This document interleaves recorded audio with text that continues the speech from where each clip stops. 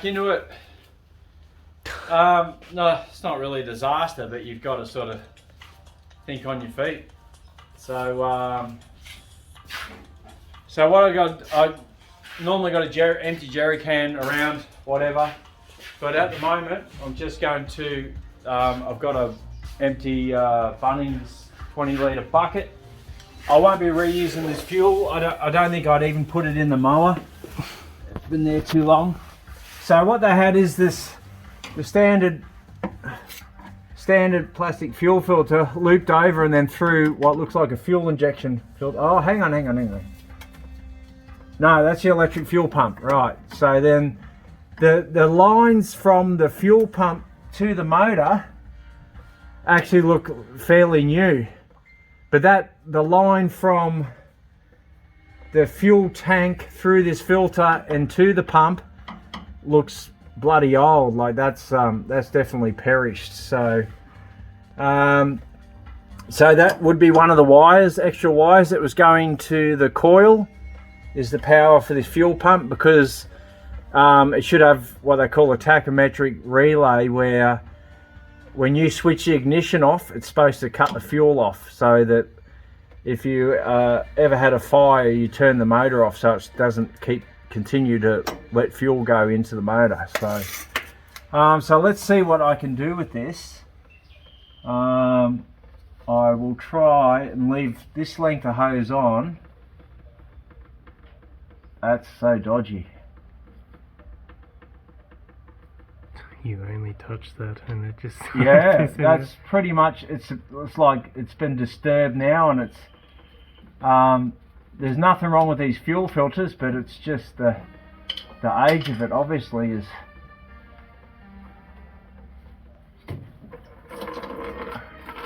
Right.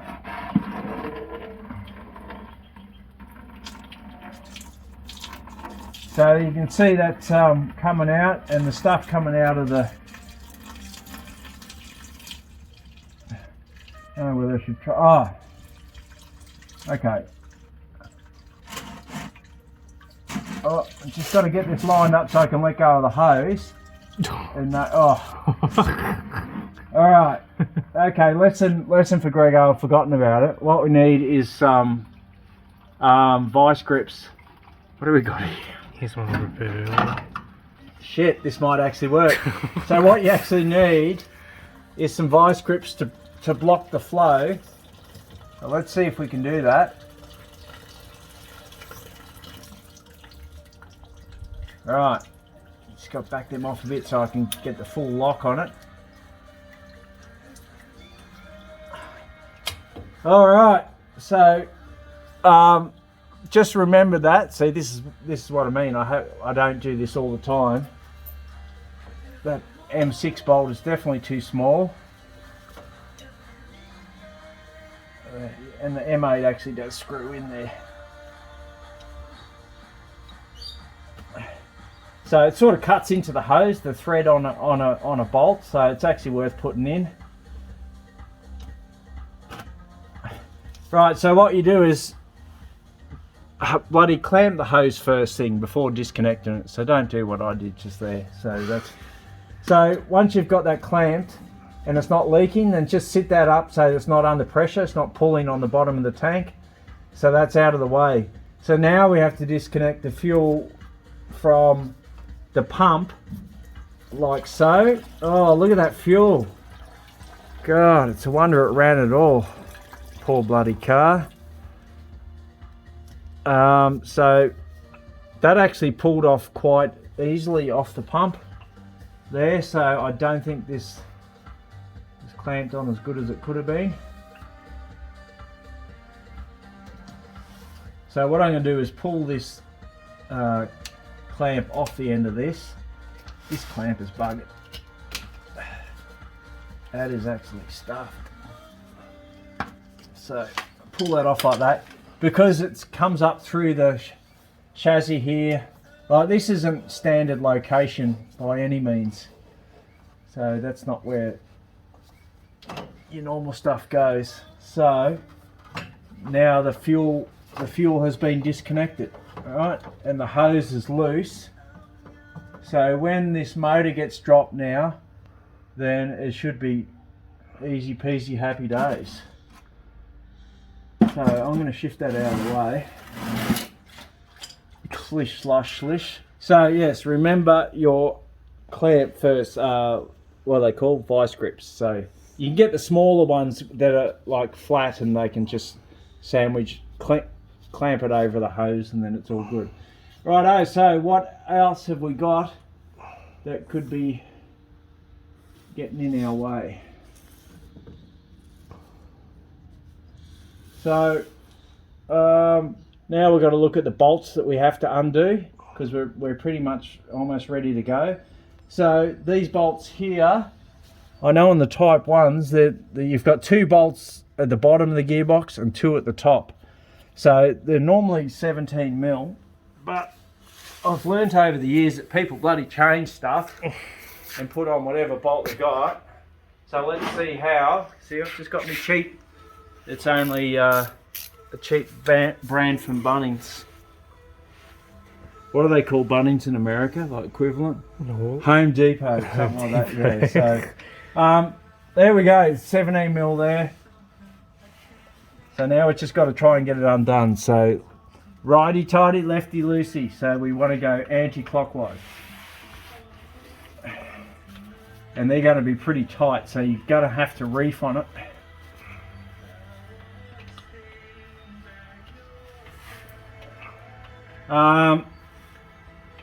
So you'll notice the end of these has a ratchet head, but you won't always be able to get it on. See how there's not enough room around the nut, so you just got to do it the hard way. And well, not hard way, slow way. So we've got that one cracked, so at least it's loosening. So we've got one on the other side. And we push up on that because doing it anti-clockwise. Can you see that light all right? Like so. Now there's many advantages to Type 4s over Type 1s, and the biggest one is the access panel up on the top. I'm talking about access, I'm not talking about comparing direct motor to motor because there's so many pros and cons to both of them. But the direct access up the top with that hatch, that's a bloody, you know, they brought that in on the later models, and that is a great idea. So if you're doing a full restoration on an early model and you can afford, you can find a hatch and a surround off a later model, and then it would be a worthwhile addition. And even better if you can get an engine inspection hatch, as they call it, out of a T3, because they have monster ones. Like, and I've seen it on Mick Bergsma. It's like 37 videos so far of his splitty restoration in America. It's getting done at Skinner Classics, and they got a T3 hatch, but also the surround, and then they've made it work with the sheet metal on the splitty. So he's going to have really nice, easy access. Okay, so what we're finding here now, this nut is coming out super fine, easy. This one here is actually pulling the stud out. So it probably doesn't matter too much, but it's just going to be a little bit harder to do. So, all right, so we've got to undo these completely. Actually, we're actually safe to do so. Hang on, I'm going to get some lube. I should have done that before I started. So I think we got some lanolin up here. Oh, I hate some in there. Oh, yep. Right, so just spray that on the thread. Probably a good idea to do that before you try and start to take them off. Like I can undo these 2 bolts under here while I'm down here and remove them completely. You got shit in your hair now, haven't you? Yeah, that's what happens. Oh, see, we've actually got enough room on this side. Oh, except when it does that. Don't you hate that?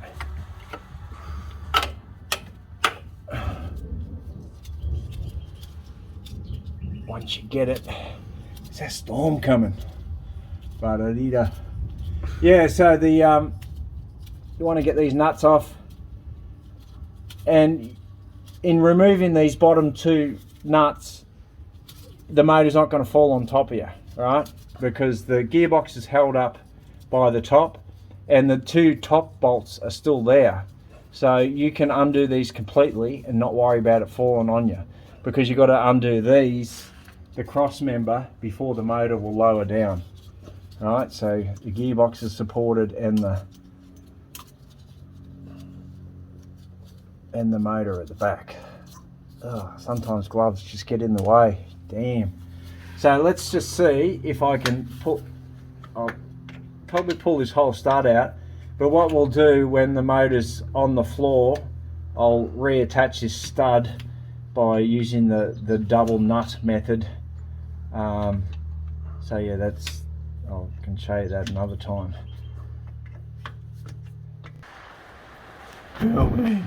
Filming. Right, so now I've just come back over the top here. This is might be a bit harder for you if you've got like a back seating place or a rock and roll bed and whatever, and you can do everything over the top from that side. Alright, so now's the time to loosen these ones off.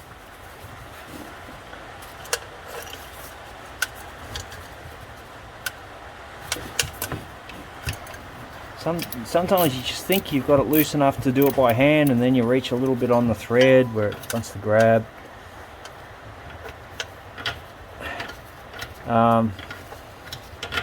That's actually turning the whole bolt. Okay, that's fun. So let's tackle this one.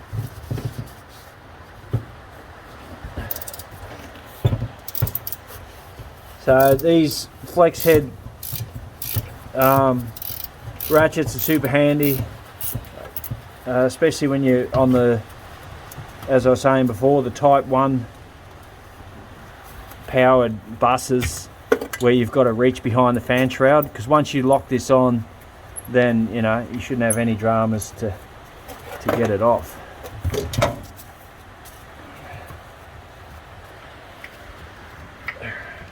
Right, so that nut's off. Chuck that there. Now that bolt should be one of the bolts that holds the starter motor on.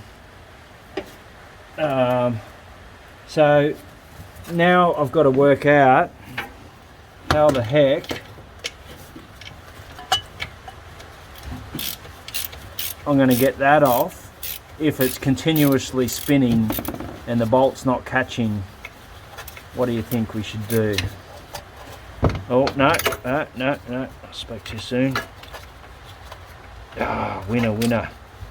Oh, lost a washer down there.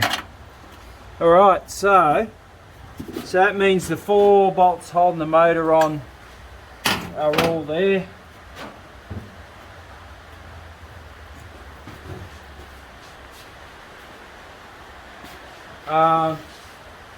So you always want to have access, like everything visually, so we can see what it's doing, and making sure nothing's grabbing or there's no wiring that's preventing the. See, if you look at this here, right, so that's wires from the alternator. Oh, are we back to filming again? Righto, so another issue I've seen is the alternator wiring, which comes through from the back of the alternator there, comes up to the regulator here. That also needs to be disconnected as we drop the motor. So we've got this on film now where it actually goes, so we should be able to just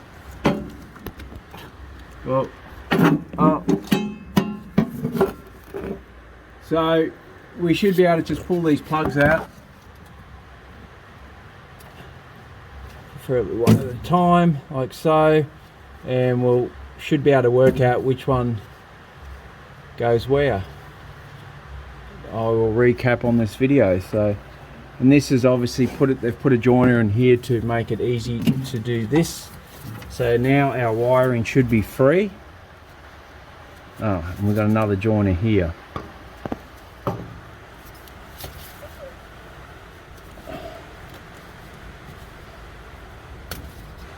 I think that's right. So this is, well, and another one here. Right.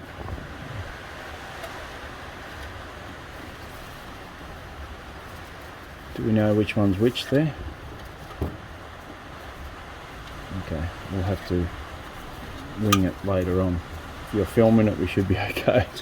So yeah, so just pull that out there. Oh, well, that's going to be easy. We'll know that that goes onto the wire with no end on. Righto, so that's good that we caught that now. So is that last bolt coming out? I just released a bit of pressure on the motor, like by lifting the motor, and that bolt just comes straight out. So is there anything else left? I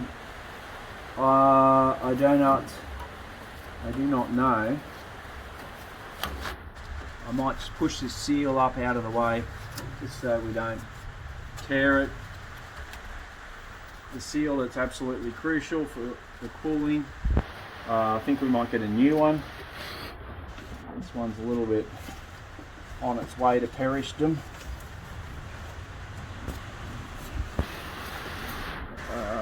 Yeah, I think we'll do that. We'll just let this drop. Let's just see if we basically the motor's sitting against the gearbox still, and the there's a shaft that comes out of the gearbox that the clutch of the motor's sitting on. So you've just got to pull the motor back enough to get off that shaft and she'll come down. So now's the fun part, where with much wiggling and pulling, where we've got to get it off. And this is where it's handy sometimes having a second person. I'm going to pull this filler off because this filler head could possibly get in the road. Just going to shove that in the oil filler there. So let's see if it's going to work.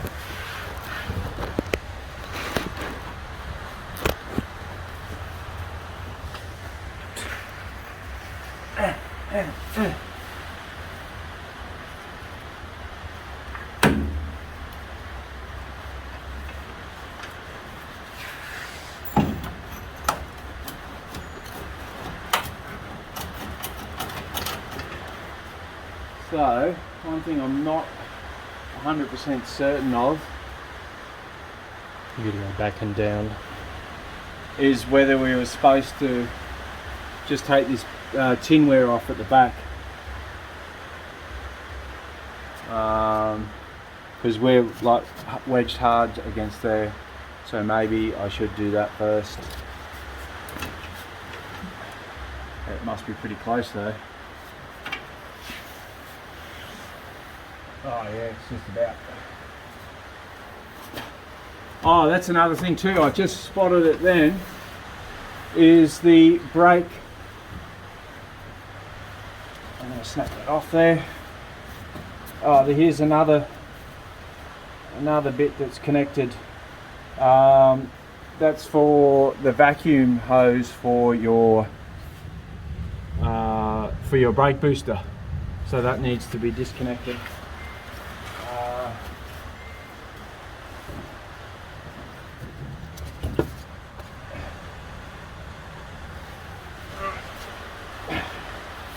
So of course I should have done that first,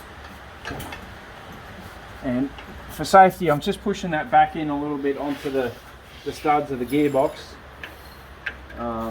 We've got that light.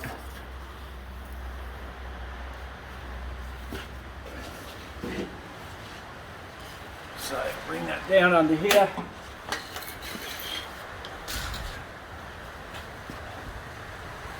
So you can see this red hose there. This one here is connected to the pipe that's connected to the manifolds. So I'll undo this clamp here and we should be right to go. Depending on what sort of condition they're in.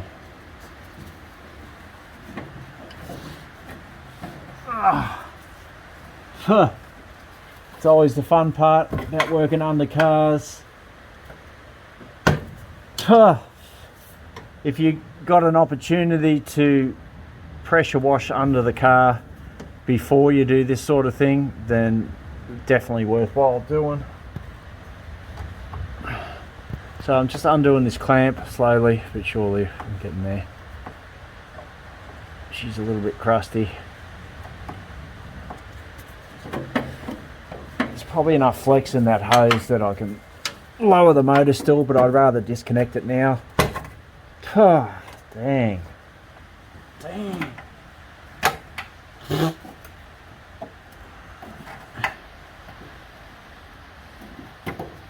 When working under a car, you don't want to be in my ear. Generally don't want to be, there you go, I got that off. You don't want to be directly under, you want to be off to the side a bit where you're working. Right, so all the T4 guys, Type 4 guys will be bloody like, oh man, you dickhead, you should have taken that tinware off first. You should know that. Well, you know what? You know, no one's perfect. So, do you think we need to? Or do you think we can just jack that up and put it over that loop there and pull it back enough? Oh, it's got to go down though. No? Not up.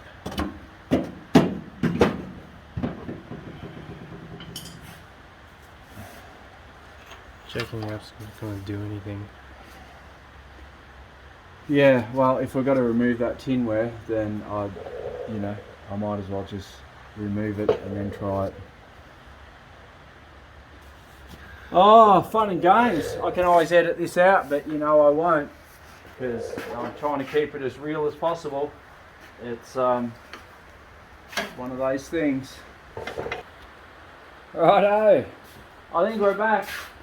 So I had to, I think I had to, I'm just putting the theory to the test, had to undo a few small 10mm bolts, which did involve a socket. You wouldn't get those with your spanner. It would be, pretty much impossible because of the reach. Just to remove some of the tinware from the back of the motor so the motor can come further back. And I'm hoping, in theory, that this all works. So I'm down to by myself now. Andrew's gone for his second jab. Good on him. And so I'm keen as now to see whether I can come back far enough and then start to lower it down and it all drops down as it's supposed to. I don't know. We will find out if I have missed anything, because that's going to be a whole world of pain. Let's see.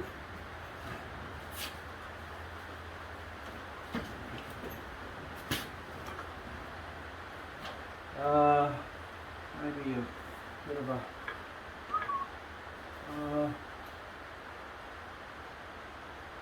oh yeah, that's not really. Oh, so I've got it low.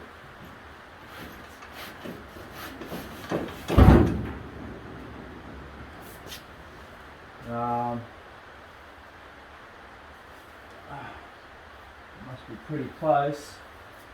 Pretty close there. I think I've got to come up a tad. So this is the juggle that you got to do by yourself. Definitely not what you call fun. So I'm up against the tinware with the oil filler now. So I'm wondering whether I'm off far enough now to be able to lower it down. That's the trick, I suppose.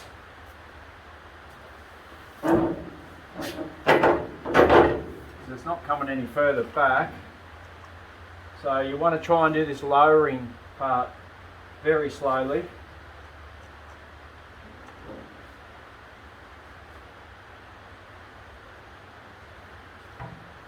So I've got that sitting a little bit.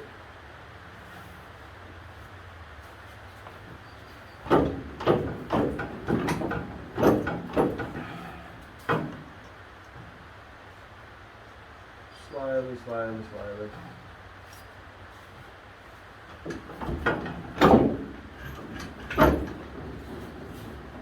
Alright. I think I might be off the gearbox now. Well, I see the starter's out. And I could be pretty close to being off the spline.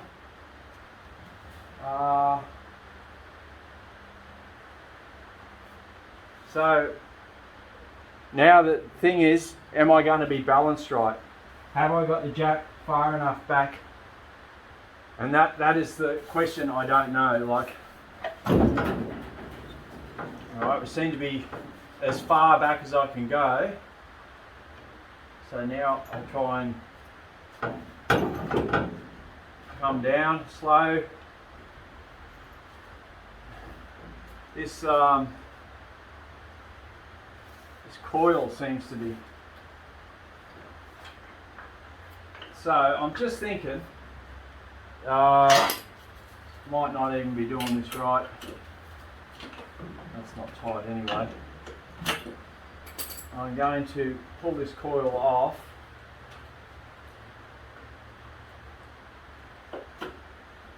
And get it out of the way for now. I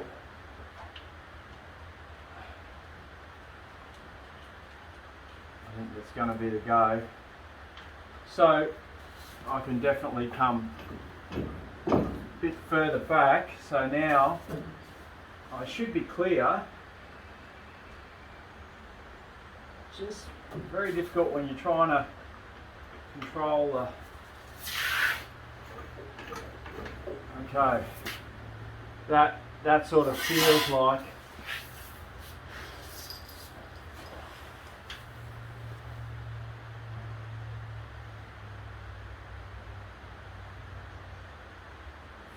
I'm on the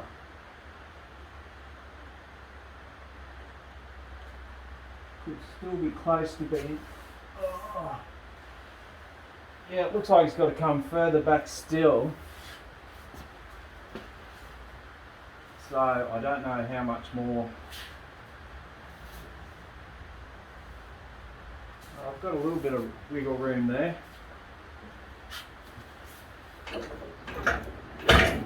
Oh, that definitely come off the centre shaft then. So now let's see if we can lower it down.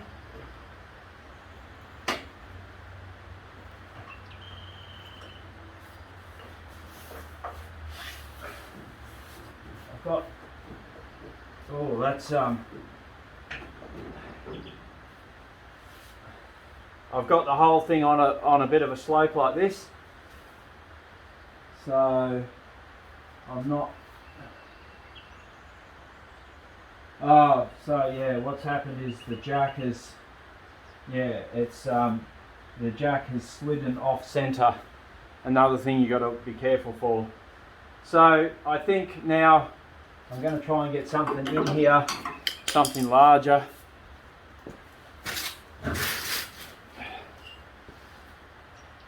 And just sort of lever this side from the.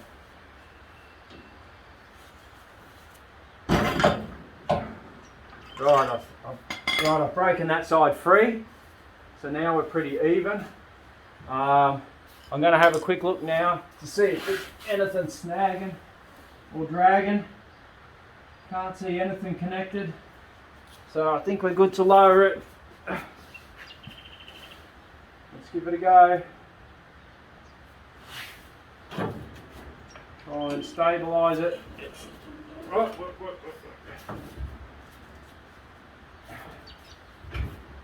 Definitely not too centered underneath. So I think all I can do now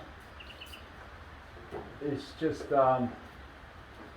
lower it, see what happens.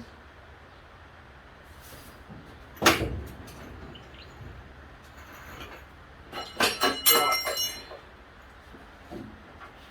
This is why a second person is handy.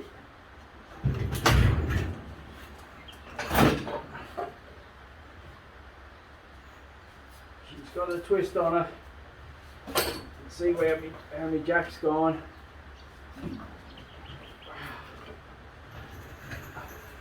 But we're down. We're down and we're off. Sorta. Yeah, that wasn't ideal, but I wanted to show you what can happen in the real world. So, haven't done any damage to anything. Now I've just got to try and get this jack around. See if I can pull it out from under the car. Right, that's fully undone. So that's just the way the motor's sitting on there. So there, that's how it sort of should be. Righto, we're back on the exhaust there. So that's no worries. I'm going to give it a lift at the front, hernia and all, and we're out. Woohoo! So I don't know whether that's it certainly didn't feel like it was the easiest method, but it wasn't really that hard. I just feel you need to remove that back tinware to get it far enough back off the gearbox. So I'll take these gloves off quickly and show you we're still recording. Yes. So that's the main shaft there that you have to slide it back far enough so it gets off that. So it's looking not too bad. It's not really full of oil or anything, so I don't think we've got any rear main seal that's buggered. But anyway, that's the motor out. That's what I want it to look at. I'm going to check the time now. Hang on. What is it? 4:20. So we started at 2:40. So 3:40 is an hour, and then another 20, an hour and 40 minutes. That's probably the longest it's ever taken, but it's out, and I can live with that. We haven't done any damage. It wasn't ideal right towards the end because Andrew wasn't here to give us that bit of a hand. We had battery issues. My GoPro battery, I really need to have spares and backups. So yeah, it's cops are flogging the thing, so I've only got one battery, so that's definitely something I could improve on. So what did I say, hour and 40. So I reckon I could get it in an hour if I wasn't sort of doing the video and I was just ripping into things. But even if it took you 2 hours, who cares? It's still, you've removed the motor yourself. That's a good thing. So getting it back in is a whole nother ball game, because of it's all to do with balancing on the jack. I definitely didn't have that sitting in the correct spot on the jack. What you need to do is have a person each side of the motor and lift it up and sit it on the jack with its board on there. Some people use those motorcycle jacks, I think they are, and they like got a big square base on them, and I think they compress fairly low. Like I've got a bit of gap there, so jacking the car up high, it's given me plenty of space. I probably didn't have to go as high as I did, but anyway, it's done. So I'm happy with that, and so I just thought I'd run it past you. For someone who hasn't done it for a long time, you know, I think I didn't do too bad. So stay tuned for another video where we go through, because I've got to paint all in here and make it look tidy. I also believe that, and this rust needs to be fixed, obviously.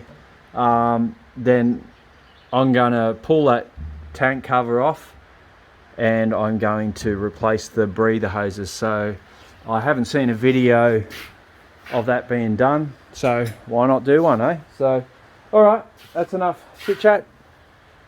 Thanks for watching, and yeah, I'm not gonna, I don't know how I'm gonna do it, like in a two-piece video or something, because it's going to be pretty long. But anyway, I just wanted to do it in live time. All right, bye.